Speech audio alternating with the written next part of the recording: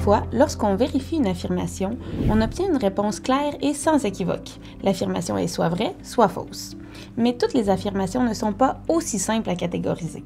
Certaines d'entre elles peuvent faire l'objet d'interprétations ou de débats et, dans certains cas, il n'y a tout simplement pas assez d'éléments de preuve pour porter un jugement définitif. Ça ne veut pas pour autant dire que les affirmations de ce genre ne doivent pas être vérifiées, mais seulement qu'il faudra peut-être approfondir un peu nos recherches. Voyons cet exemple sur le réseau social X. Ici, une députée européenne d'un parti politique qui s'appelle Europe Écologie Les Verts parle du glyphosate. Le glyphosate, c'est un pesticide et plus précisément un herbicide qui est couramment utilisé en agriculture.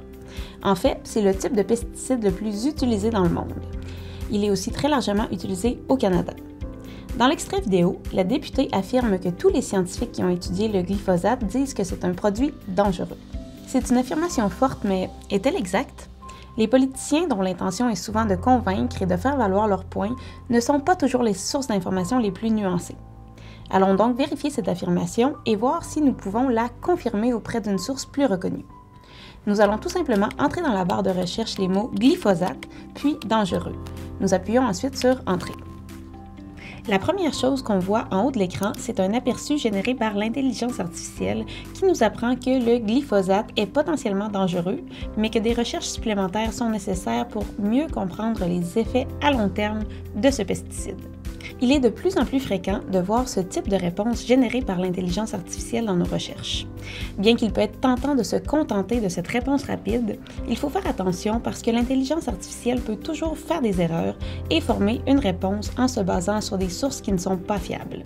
C'est pourquoi nous devons toujours prendre le temps d'examiner les résultats de la recherche et de trouver une source d'information dont nous pouvons vérifier la fiabilité. Parmi les résultats de recherche, le premier qui apparaît est un article du Muséum national d'histoire naturelle, qui aborde justement la question des dangers du glyphosate pour la santé humaine.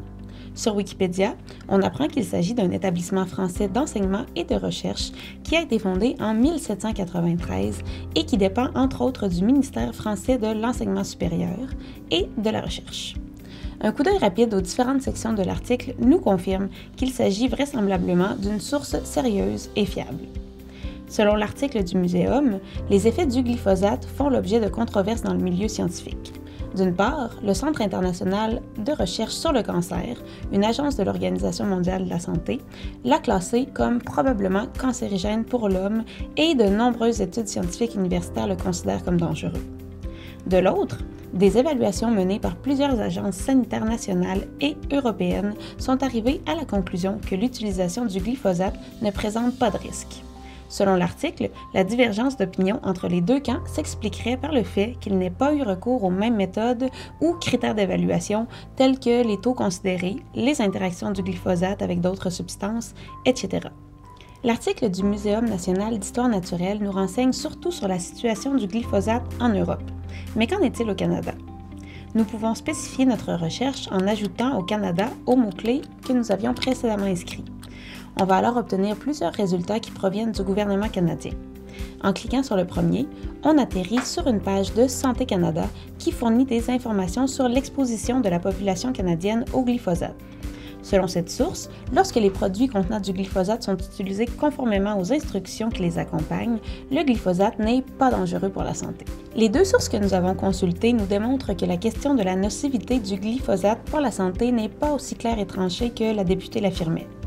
On ne peut pas affirmer que tous les scientifiques qui ont étudié le glyphosate affirment que c'est une substance dangereuse. On remarque des désaccords, des nuances. Face à cette réalité, qui devrait-on écouter? Ceux qui sont pour l'utilisation du glyphosate ou ceux qui sont contre? Pour se forger une opinion solide sur le sujet, il faut explorer et peser les arguments des uns et des autres à l'aide de sources fiables. Ce n'est peut-être pas la réponse que vous aimeriez entendre. Dans l'idéal, on aimerait toujours obtenir des réponses claires. Mais la réalité est souvent beaucoup plus nuancée. Certaines des affirmations difficiles à vérifier peuvent être liées à des questions scientifiques sur lesquelles il n'y a pas encore de consensus ou toucher à des thèmes qui sont complexes comme le droit, la politique ou les problèmes sociaux.